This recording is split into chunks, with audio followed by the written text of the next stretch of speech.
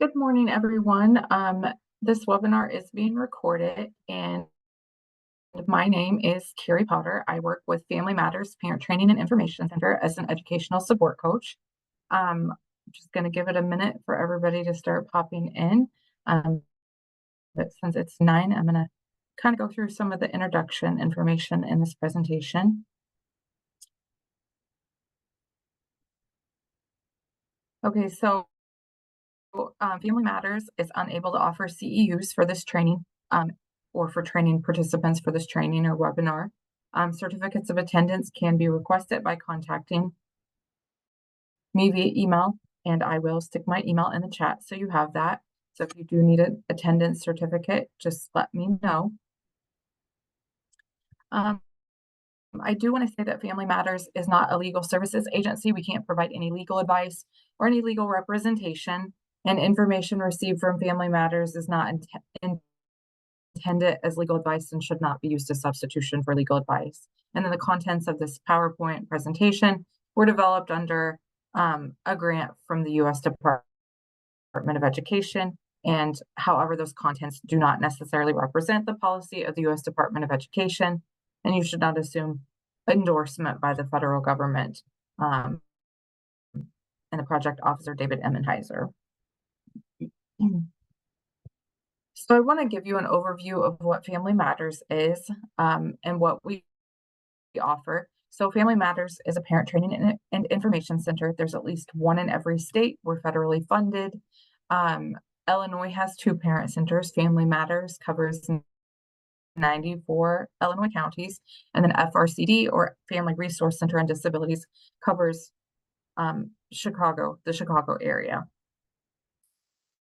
So at Family Matters, we offer an education advocacy helpline. So if you have questions about the special education process, you can contact our office. If you want to know more about the special education process, different resources, you have questions about your child's education, just, you can contact our office. We do have an educational surrogate parent program. We have funding or grant through the Illinois State Board of Education for that. If you'd like to know more about that, you can definitely check out our website or contact our office to learn more about becoming an educational surrogate parent. We also offer Compass. You can be looking for that on our website more toward the winter, fall, winter. We'll be trying to roll out information on that, and that will probably be accessible or begin in January. So, and that is just a kind of a program that walks you through the special education process, understanding that process, just to educate you more. So if that's something that you're interested in, definitely keep checking out our website for more information on that, or give us a call or email. We also have staff who have been trained in a family data leaders program through DAISY, and we are offering that. That is advertised on our training calendar right now. It is a 4-session series that our staff will be collaborating with other agencies to bring that to you. That is geared towards parents or caregivers who have children, younger children between the ages of 0 to 5, kind of helping you understand data, what types of data there are, how you can use data to make changes and system changes. We offer multiple different trainings on special education advocacy and other disability topics. You check out our website. We have a self-advocacy blog by a couple different self-advocates, produce blogs or vlogs, and those are archived on our website and usually updated monthly. So you can check that out as well. We also send out quarterly newsletters and are working to send out quarterly new transition news blast. And we also offer monthly podcasts. So those are just kind of a quick overview of services that we offer. I am one of 2 of the educational support coaches at Family Matters. And Abby and myself, offer, presentations to parents, caregivers, self-advocates, and professionals. Again, my name is Karrie Potter. So I want to go ahead and jump in today's presentation. The chat has been enabled, so if you have questions, feel free to put those in the chat. and I will look at those periodically throughout the presentation. Today, we're going to talk about back to school and getting off to a strong start. This session is being recorded and it will be archived on our website. So if you've missed anything or have to leave early or anything like that, or want to share this resource with somebody else, that will be accessible on our website. So today's agenda in this presentation, we want to talk about preparing your child for a strong start. I know talking to a lot of parents, the school year is like a week or two away. We want to talk about organizing your educational records and reviewing educational records, what different types of records are, why you need them, how reviewing your IEP can be helpful. We want to cover student portfolios and then communicating with the school team. And then we hope that you take away these learning goals. We want you to be able to explore 3 practical steps to help your child get off to a strong start, to be able to identify 3 considerations in organizing educational records, and then be able to list 5 key things that should be included in your child's educational records or your educational records if you're a self-advocate. We want you to be able to note 2 key communication needs that need to be clarified at the start of the school year to promote positive homeschool communication. We want you to learn where to go to review Illinois learning standards, and then also be able to list the difference between educational records and a student profile. So these are things that we will cover in today's training, and hopefully you'll be able to, achieve these goals by the end of the presentation today. So I'm preparing to go back to school. Like we said, the school year's approaching. We're in August already. Think about what are things that you need to do. What are your biggest concerns? And if you want to take time to put in the chat what your biggest concerns about in regards to your family prepping for school to begin, feel free to do so. I'll give you a minute to do that. And while you're doing that, some normal responses to returning to school include, there can be excitement, there can be anticipation, waiting for the new school year. Also, anxiety and worry can be common feelings or responses to the new school year, whether that be on the parent or caregiver end or the student. There could be anxiety about who's my teacher going to be, what's their personality like, how do I communicate with them? There could be happiness or increased stress as well. Happiness on starting a new school year, or even concerns about increased stress about homework level. What changes are coming my way this year? Will I have more homework than I did previously? Okay, I don't see anything in the chat, so we're going to move on. Oh, here's one, sorry. Elizabeth shared transition to a new school. It sounds like they have moved and getting to know the new IEP team. So that can be, concern moving into the new school year. Definitely, if you've moved, there's all new staff to get to know and things like that. So that can definitely be something of concern and something that you want to prepare for before the, school year starts. So we want to talk about questions that you can ask your child. So there are different questions you can consider asking your child. Like, what do you think the first day of school will be like? What are you most excited about? Get them, these questions can get your child thinking about the new school year and help you identify or work through any concerns they may have. You can ask them, is there anything about the first day that you're worried about? And what can we do to help you feel ready? And how do you hope this school year will be different than last year? Is there something that you didn't like or was difficult for you last year that we can work on and address this year? Is there anything that you want to make sure your teacher knows about you? So working through those questions with your child can help you help them prepare. And it can help them kind of take ownership and work on self-advocacy skills, because they're thinking about, what did I like about last school year, or what did I struggle with last school year? And is there something that we could address to help make this, those things different this school year?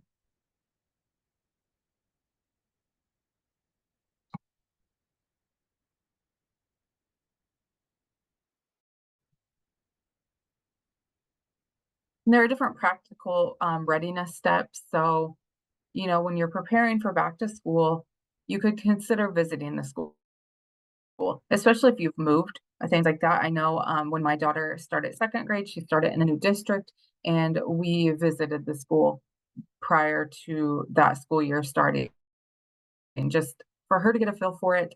She had an IEP during her school career, and so it was helpful for her to see that school. And walking the entire campus is another thing, just kind of like finding the restrooms, walking the campus, getting familiar with it. You could consider visiting the cafeteria, and if possible, walking through the line. These are things that you can think about, not even just if you've moved, but if you're transitioning from like elementary school to junior high or junior high to high school, or something like that within the same school district. These could be things that can help you, because that's still a big transition if it's a new environment, or even just you're in the same, maybe you're transitioning from third grade to fourth grade in the elementary school, but it's a new classroom. Once you get your schedule, sometimes it's helpful to kind of walk through that, that schedule with the student, so that they can be more familiar with it and feel more prepared. You can also introduce your child to the school secretary, school nurse, the principal, so that they're familiar with those people. Sometimes staff change, and it's helpful for them to meet those new staff members, or just reacquaint themselves with ongoing staff people. And so sometimes, if it's possible, you could look into taking a school bus ride. That's something you would have to talk with your district about. There are often back to school nights or back to school events. Attending those can be helpful in giving caregivers and students a chance to meet staff and kind of walk through the school and things like that. You may consider bedtimes. Summer, a lot of times routines can be more flexible. And so do we need to start earlier bedtimes and earlier wake up times a week before school starts, just to kind of get on that schedule? You can also consider creating a social story, using real photos and real names. And so that could be helpful. There is a resource at the bottom of the slide. I will make sure that is emailed to you so that you have it after today's presentation. So parents and guardians, there are many ways that you can prepare for the upcoming school year. So one way is to gather and organize your child's records. So in the chat, you can type in, if you'd like, are your child's educational records currently organized? So when you're gathering records, it's nice to have them all in one place. That way, when you go to review them, you have them in one place. And you can also, it helps to organize them, to decide on a system of organization, so that you have them all in one place and all organized, so that you can get to what you're looking for. So again, if you want to type in the chat, you can. Are your child's records organized at this point in time? And you just want to think about like what needs to be included in organizing your child's records and in the system. I think it's important to keep your child's IEP. Somebody did share, I do have his IEP, but not the other records. So we'll talk a little bit more about records and kind of what you want to keep and whatnot. The IEP is definitely an important document. It's one that you look at a lot. It's your child's plan for what services they'll get. It tells you, what services they'll receive, what goals they're going to work on, things like that throughout the school year. So those are important to keep. Also think about assessments and evaluations, both school-based and private. So you might have assessments and evaluations from the school district, but if you've had your student or child evaluated outside of the school, it's helpful to get copies of those reports and keep those organized and in your child's record system as well. So assessments could be done by related services professionals like occupational therapy. You might have developmental therapists, speech therapists, physical therapists, psychological evaluations. things like that, or social work evaluations completed outside of the school or at school. Those are all helpful resources and records to keep. Basic medical or diagnostic documentation. If your child has received a diagnosis, it's helpful to keep copies of that diagnostic report so that you have that if you need to share it with the IEP team, things like that. Any IQ assessments, if those are applicable, those are helpful to keep. Schools might complete, a cycle or IQ assessment. You may have had one completed outside of the district. Those are some records to think about keeping. Also, if there's a functional behavioral assessment or a behavior intervention plan, those are helpful to keep and refer to throughout the school year. If there's an individualized health plan, then that can be helpful as well. Thinking about individualized health plans, those can be created by the school, some type of health plan to attach to the IEP. But if there are health plans, like some students may have, food allergies, carry an EpiPen, there might be some type of health plan written by a medical professional for them that would be helpful to keep copies of. Some students have epilepsy and have like a seizure action plan written up by a neurologist or medical provider, and those can be helpful to keep a copy of just so you have it on hand in case you ever need it.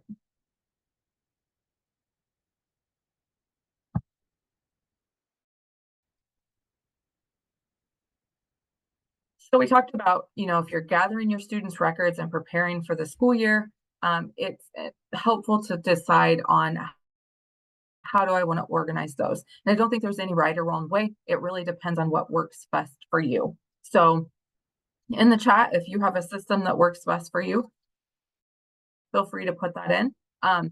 Some people organize by date, some by topic, some organize in binders, some electronically. It was a little more difficult when my child was younger to organize electronically. So I did by binders, and I did it more by school year, and that was helpful.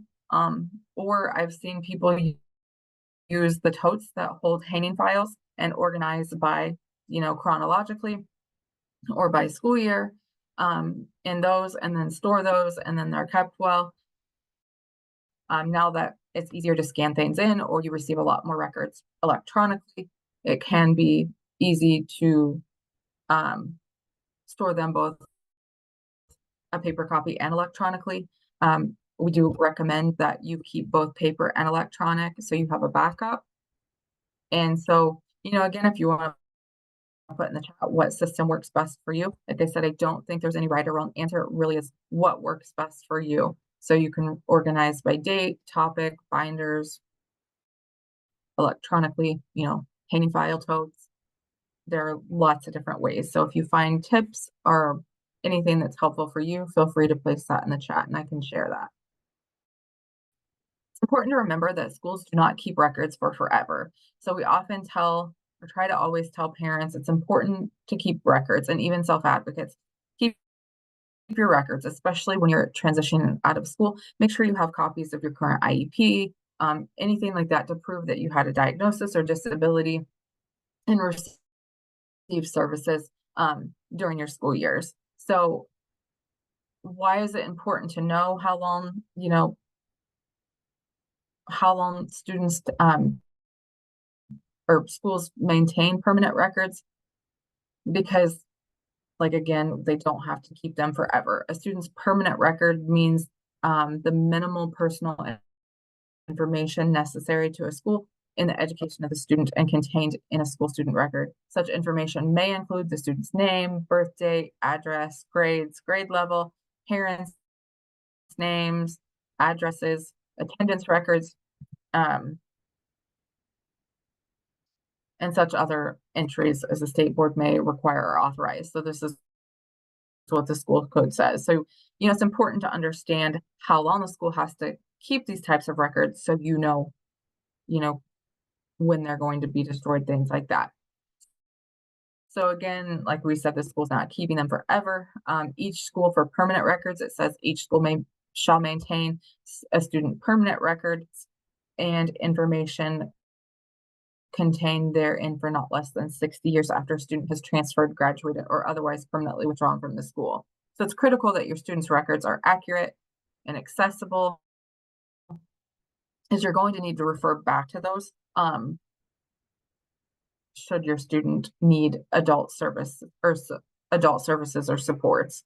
So you want to know what's in those records and how long a school district has to maintain those. So as you're preparing for the school year, it's always important to think, do I have all these important documents and information? There's also a student temporary record, which means all information contained in a school student record, but not contained in their permanent record. And this is, again, language from the school code. So such information may include family background information, intelligence scores, aptitude test scores, psychological and personality test results, could be teacher evaluations and other information of clear relevance to the education of the student, all subject to regulations of the state board. So I'm not going to read the whole thing to you, but it could be, disciplinary infractions that resulted in its expulsion, suspension, things like that. So how long do you think that schools need to maintain temporary records? If you want to type in the chat, you can. Again, we said permanent records have to be maintained for 60 years.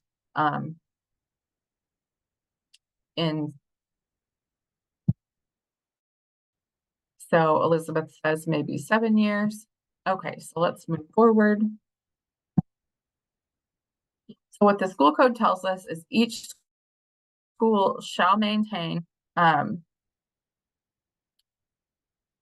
student temporary records and the information contained in those records for not less than 5 years after the student has transferred, graduated, or otherwise withdrawn from the school. And I think I said this was the school code. It says the Illinois School Student Records Act.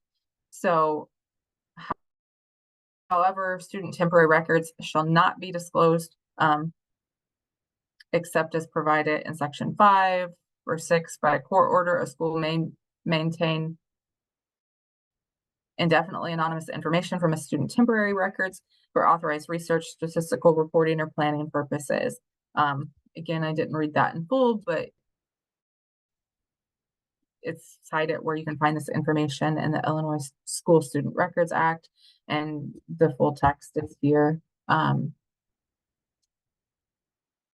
about temporary records. So again, it's only 5 years for temporary records. And then it does say in the Illinois School Student Records Act that before any school student record is destroyed or information deleted, therefrom the parent shall be given reasonable prior notice at his or her last known address in accordance with regulations adopted by the state board, and an opportunity to copy the record and information proposed to be destroyed or deleted. So if your students' records are getting ready to be destroyed, there should be some type of form of trying to reach out at the last known address, it sounds like.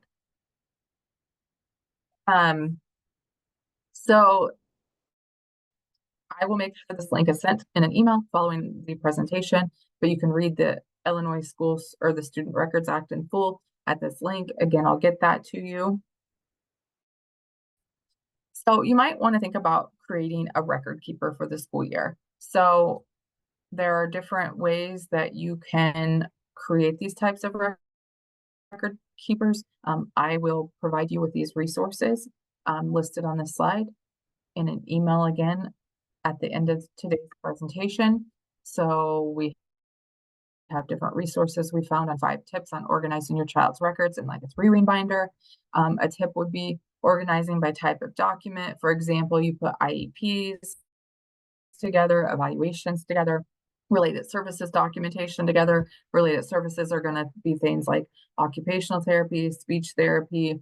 So if your child receives more than one related services, you may, create a related service area in your binder, and keep all speech evaluations or reports together, keep all occupational therapy reports together, things like that. You may keep all, if you're organizing by type of document, you may keep all like behavior plans or functional behavioral assessments together.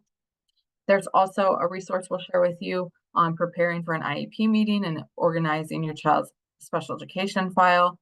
I'll get that to you.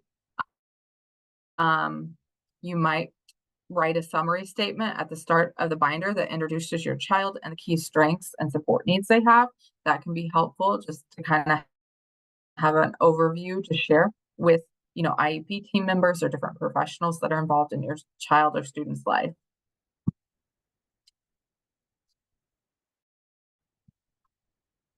Okay, so once you have those records organized, if you're preparing for that school year, the school year is getting ready to start. This is the good time to think about reviewing those records. You have them all organized, you've decided a system, but reviewing those records can kind of help you get ready for the school year. Look at what goals are in place. Do you think your child's regressed over the summer? Do you think they've progressed and are doing better than when the school year ended? Kind of looking at where are we at right now? So, what records would you review to help you prepare for the upcoming school year? You can place that in the chat. Would you review the IEP, evaluations, um, behavior intervention plan? What would you review to help you prepare?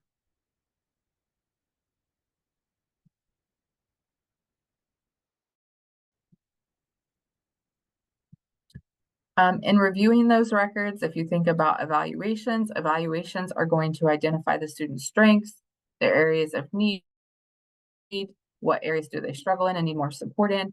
They identify present levels of performance. Where is that student now? What is their skill set right now at this moment in time? So evaluations are going to help you identify those things. And then the IEP documents the special education, related services, and other supports that a student needs to be successful in school. So if the student's struggling in math and they need, a certain curriculum or they need to use a calculator, those things would be identified in the IEP, what supports they need to address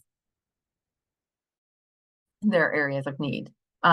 Progress reports and data can be helpful to look at when you're reviewing records, preparing for the school year. What kind of progress had they made? What kind of data do we have to show where they're at?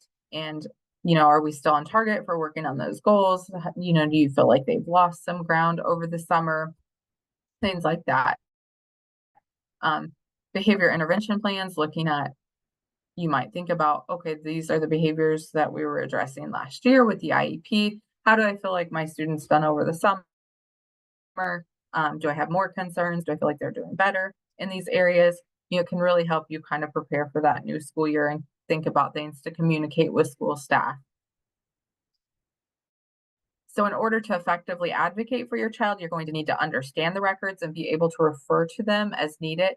And if you have questions about records or you need assistance with a records review, we do that often. So you can contact us at Family Matters and we can, assist you with a records review. You can email those to us and, we can schedule a records review. I think another tool that is helpful is the Illinois learning standards. And so if you're not familiar with the learning standards, a learning standard refers to written guidance about what a student should be learning and what they should be able to do at a given age and grade. And so when your student has a disability or IEP, they might not be working on grade level curriculum and things like that. But when you look at the learning standards and if they're in 5th grade and they have a learning disability in math, what's expected by looking at the learning standards for 5th grade math. And you can kind of gauge by looking at the learning standards, where are they at grade wise or age wise? What is their skill set right now? What are they able to accomplish? Are they at grade level here, age level? And it kind of gives you ideas of what do we need to work on to kind of close that gap. So again, I'll email out this resource, but this is another helpful resource to help you prepare for the upcoming school year.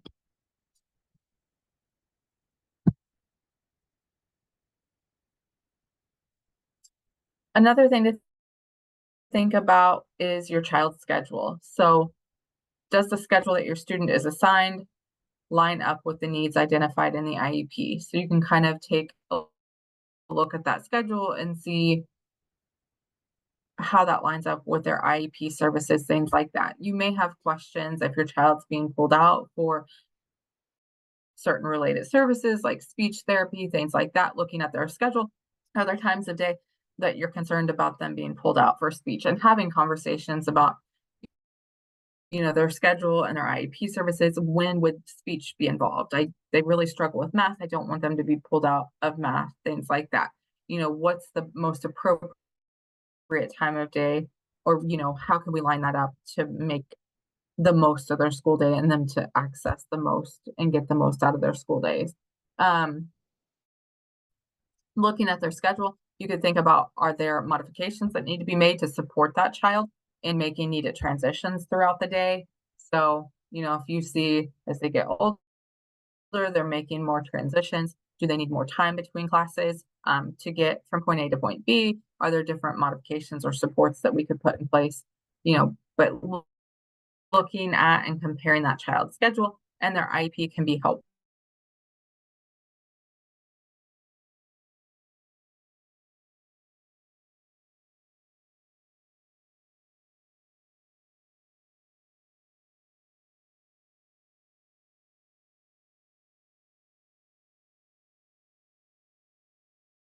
Of involvement your child can take at this moment in time, but you can involve your child in this if they're not at a place where they can be involved in letting the educational team know about them. Then it's something that you as a parent or guardian can do. But just thinking about creating a form here, diagnosis, medical concerns, their name, do they go by a nickname, how old are they, what are their strengths, what are they good at, what are their different approaches that help them learn, um, what does your child like to learn, and what do they like about school? What are their favorite classes? Do they love reading or English? Do they love PE? What do they like about the school day? And then thinking about things that your child finds difficult and listing those, and just any other things you may want an educational professional or the educational team to know about your child. And then, as a parent or caregiver, you can list goals that you have for your child. What would you like to see them accomplish in the school year? If it's a child providing input, you can ask your child, what goals do you have for yourself, and incorporate that as well. You could consider writing words that describe your child, 5 words, just to give the educational team a better overview about your child and help them get to know them. And again, this is something as a parent you can do. You can work on it with your child, or if your child's, older and stronger self-advocate, it may be something they could do independently or with your support as well. And it may be something where you could include a photo. It's really kind of what works for you and makes sense for you or your child.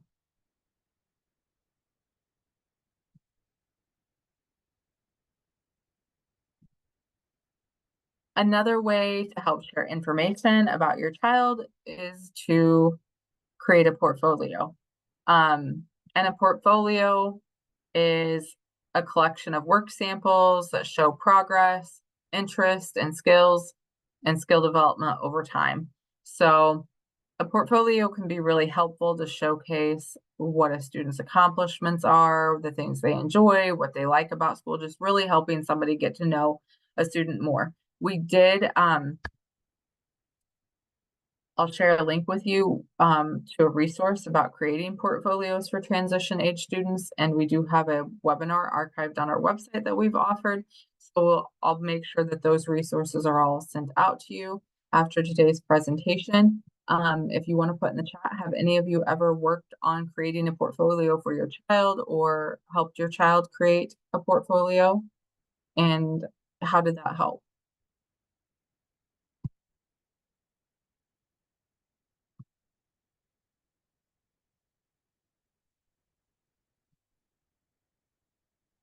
So let's talk about what the difference is between a student portfolio and student records. So student records document in words an assessment and student development.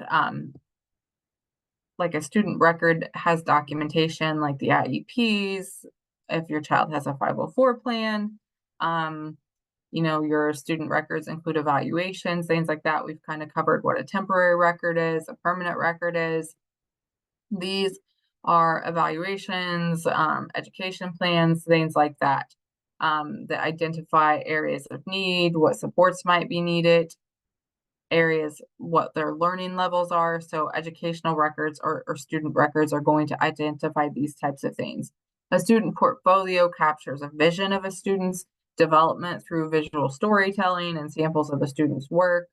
Um, so again, there are a lot of different ways that you can create a student portfolio. You could make like a paper portfolio, you could make one in Canva that's more digital. You could do more digital, take more of a digital story making or storytelling approach where, there might be music and it's more kind of like a video with photos and words and music or voiceover to it. So, kind of with technology, the sky's the limit on how you approach these things. If you do want to create a portfolio for your student or you to share with school staff and IEP team members, you might think about including things like samples of work, schoolwork, if your child's into art or things like that, um, including their artwork, different writing samples, photographs. So there are a lot of different things that you can include. When my child was younger, she included a lot of things with volunteer work. Um, Now that she's gotten older, we work on updating that portfolio. It includes things like work history now, kind of work skills, job skills that she has. There's a lot of different things. Different goals can be included in a portfolio. If a student has goals of going to college or working in a certain field, those types of pieces of information can be helpful for the IEP team to understand about that student because they could help that student look at what kind of classes may you want to take if you want to work in this certain field or if you're interested in going to college. Um,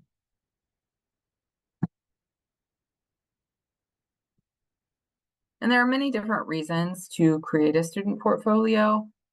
Students learn to self-reflect. They learn a lot about themselves when they create a portfolio. Students will learn what their mastery level is, maybe learn um, where they're at in certain areas of learning at school. And they can see their own growth when they're, a portfolio can be an ongoing, ever evolving document. So if a student involved in that and helping create that as they're updating it and learning new skills, they're going to see their growth. And, that's helpful. It can instill pride in them. Um, they can learn new skills, like maybe how to use something like Canva or different multimedia composition. Um, Students will improve their metacognition and it increases ownership for that student in their learning and um, just kind of through the process. And then students can share their work with a larger audience and kind of show, this is something that I've worked on creating and share that with their IEP team. They could share it, beyond with medical professionals, with lots of different people. And then, when you're creating a portfolio, it gives a student a chance to celebrate learning, to celebrate accomplishments they've made and growth that they've made. And they're able to identify and determine next steps in their life. If they've accomplished goals or their goals change, they're able to help be involved and kind of take ownership in what their next steps are because they're learning to self-reflect in this process.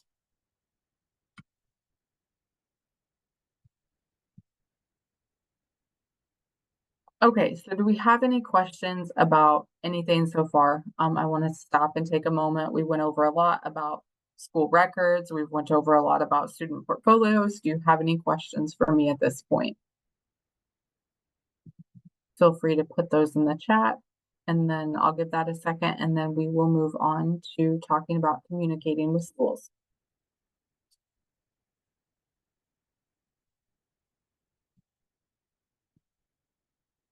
Okay, I'm not seeing anything. I'll keep checking the chat. Um, I will leave some time at the end of the presentation for questions. So communicating with schools. So I think the start of a new school year is the time to set up a positive and supportive tone. You want to get off to a good start.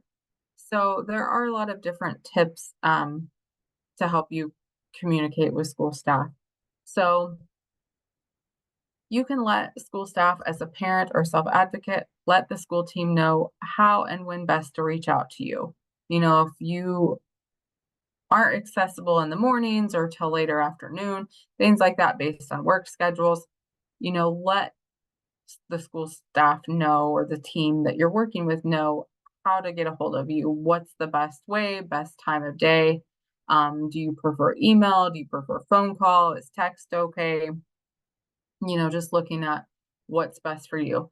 And then talk about if your child has medical needs, how to manage frequent medical concerns. You can discuss that. If a child has epilepsy or some type of diagnosis that impacts them where they may, experience seizures at school, it's helpful to communicate with school staff about that medical concern and what that looks like as far as management at school. You could talk to school about who will be involved in drop off and pickup, just communicating with them. If you or the parent will be, if your child's riding the bus Monday through Friday, to and from school, just communicating all of that can be helpful. You can also ask the school team how and when they prefer to communicate. So, you can share what's best for you, but also it's good to be considerate and ask what works for you. How can I communicate with you? Is email good? Can we set up phone calls every once in a while? What works for you? What's your preference? And what time of day? Teachers may have different prep periods where they're more, able to respond to emails, things like that. You can also ask, how can I participate or volunteer at school, be involved in the school atmosphere and get to know staff better, things like that. The school team would be able to tell you how you can participate and volunteer and what opportunities are available. You can also ask the school team and staff working with your student what challenges they expect to see in the first few weeks. There's always that transition period in the beginning. Everybody's, learning each other, getting used to a new school year, new schedule.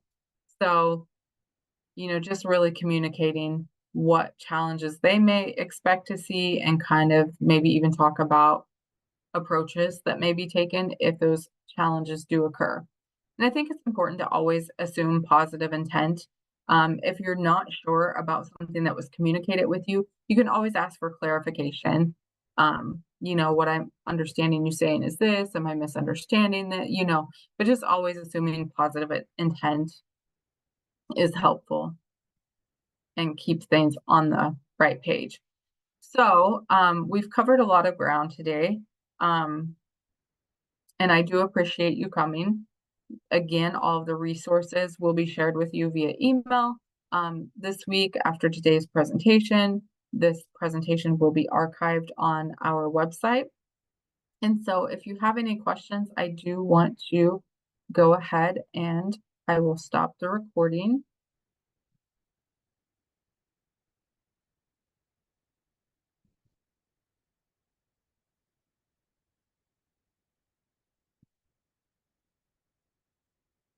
And we will go ahead and open it up for questions. So feel free to